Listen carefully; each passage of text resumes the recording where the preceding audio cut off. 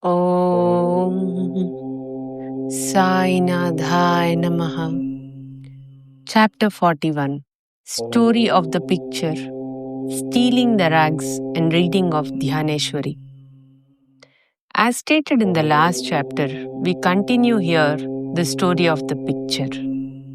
9 years after the incident described in the last chapter, Ali Muhammad met Hemad Pant again and related to him the following story.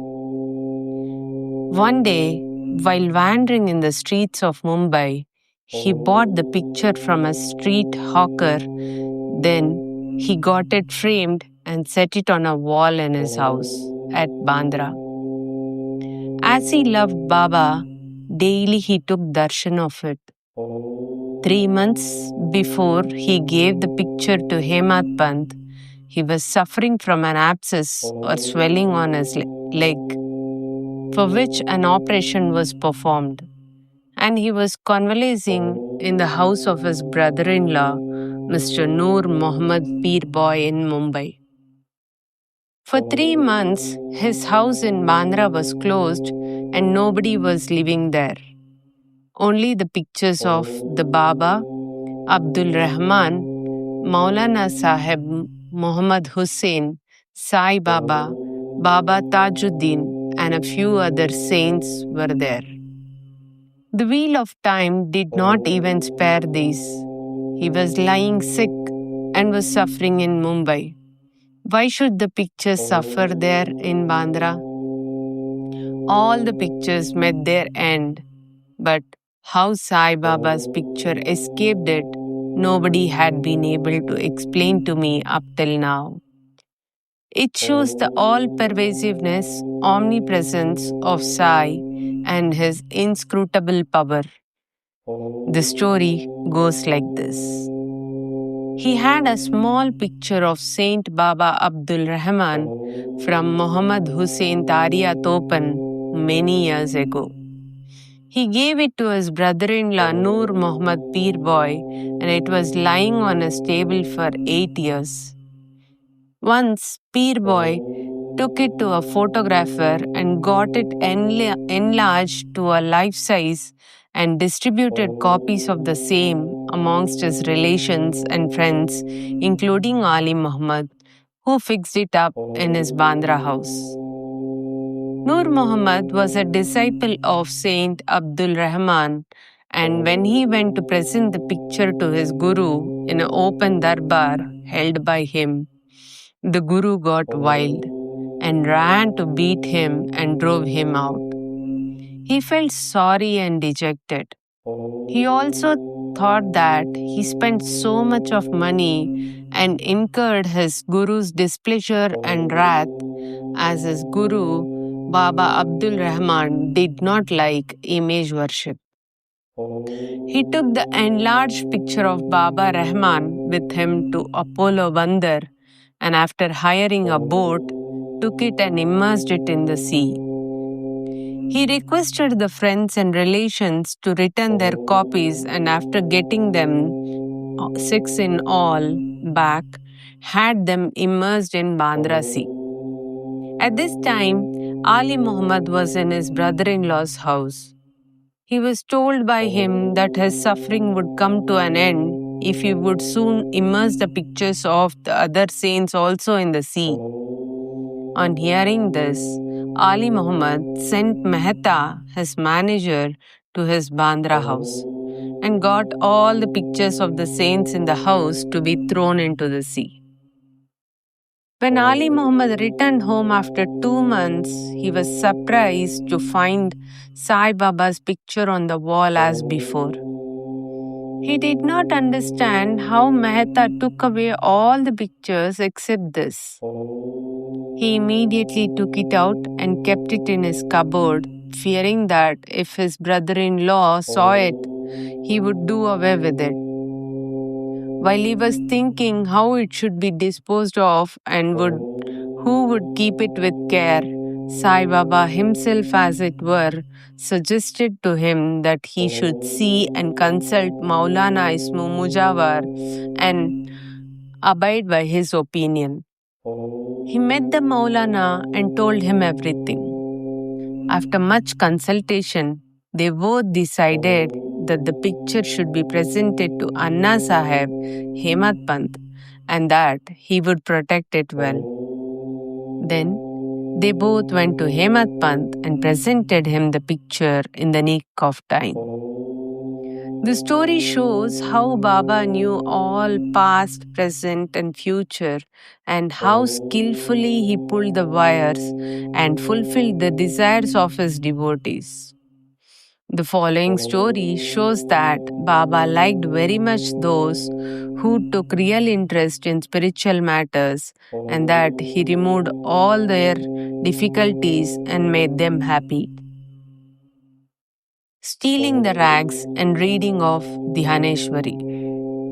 Mr. B.V. Dev, who was a Mamaltadar of Dahanu, wished for a long time to read Dhyaneshwari, the well-known Marathi commentary on Bhagavad Gita by Dhyaneshwar, along with other scriptures. He could read daily one chapter of the Bhagavad Gita, but when he took Dhyaneshwari in hand, some difficulties cropped up and he was precluded from reading it. He took 3 months' leave, went to Shirdi, and thence to his home at Paud for rest. He could read other books there, but when he opened Dhyaneshwari, some evil or stray thoughts came crowding up in his mind and stopped him in the effort. Try as much as he could, he was not able to read even a few lines of the book with ease. So, he resolved in his mind that when Baba would create love for the book and would order him to read it, he would begin and not till then. Then, in the month of February 1914, he went with his family to Shirdi. There, Jog asked him whether he reads Dhyaneshwari daily. Dev replied that he was desirous of reading it, but he was not successful, and that only when Baba would order him to read it, he would commence. Jog then advised him to take a copy of the book and present it to Baba and start the reading after it was consecrated and returned by him. Dev replied that he did not want to resort to this device as Baba knows his heart. Would he not know his desire and satisfy it by giving him a clear order to read? Dev then saw Baba and offered 1 rupee as dakshina. Baba asked 20 rupees, which he gave. At night, he met one Balakram and inquired from him as to how he secured Baba's devotion and grace. Balakram told him that he would communicate everything next day after Arati. When they went for darshan the next day, Baba asked for 20 rupees, which he gave willingly. As the masjid was crowded, they went aside and sat in a corner. Baba asked him to come closer and sit with a calm mind, which they did. Then, after the noon arati was over and the men dispersed, Dev saw Balakram again and asked him his previous experiences, what Baba told him, and how he was taught meditation. While Balakram was going to reply, Baba sent one Chandru, a leper devotee, to call Dev to him. When Dev went to Baba, the latter asked him with whom and what he was talking. He said that he was with Balakram and heard from him his fame. Then Baba asked again 25 rupees as dakshina, which Dev gladly gave. Then Baba took him inside and sitting near the post charged him saying, "You stole away my rags without my knowledge." Dev denied any knowledge of the rags, but Baba asked him to make a search. Searched but found none. Then Baba got angry and said, "There is nobody here. You are the only thief, grey-haired and old. You came here for stealing?" After this, Baba lost his temper, got terribly wild, gave all sorts of abuses and scoldings. Dev remained silent and apprehended that he might get a beating also. After about an hour or so, Baba asked him to go to the Vada. He returned to Vada and told Jog and Balakram all that had happened. Then, in the afternoon, Baba sent for all of them and said that his words might have pained the old man, but as he committed the theft, he took him to task. Then Baba asked again 12 rupees. Dev collected the amount, paid it, and prostrated himself before him. Then Baba said to him, "Go on reading the Poti daily. Go and sit in the Vada. Read regularly every day, and while reading, explain the portion read to all with love and devotion. I am sitting here ready to give you the old gold embroidery Shela. Then why go to others to steal rags? And why should you get into the habit of stealing?" Dev was much pleased to hear the words of Baba, for he directly asked him to start reading the Poti.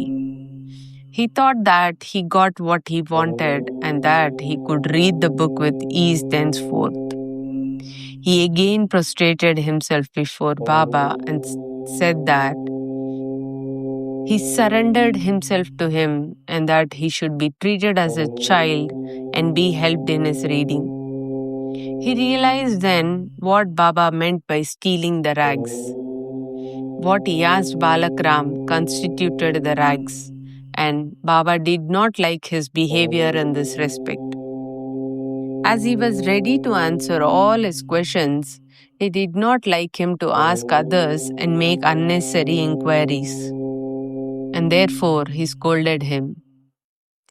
Dev thought that he really did not scold him, but thought that he was ready to fulfill his desires and there was no use asking others in vain.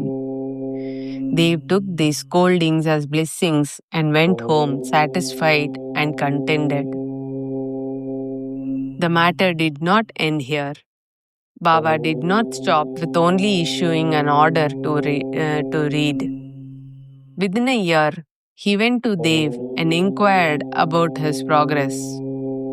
On 2nd April 1914, on Thursday morning, Baba gave him a dream. He sat on the upper floor and asked him whether he understood the Poti. "No," answered Dev. Baba said, "Then when are you going to understand?" Dev burst into tears and said, "Unless you shower your grace, the reading is mere burden, and the understanding is still more difficult." Baba told, while reading, you make haste. Read it before me in my presence." Dev asked, "What shall I read?" Baba said, "Read Adhyatma." Dev went in, Dev went in to bring the book. When he opened his eyes, he was fully awakened. We leave the readers to imagine what ineffable joy and bliss they felt after this vision. Bow to Sri Sai. Peace be to all.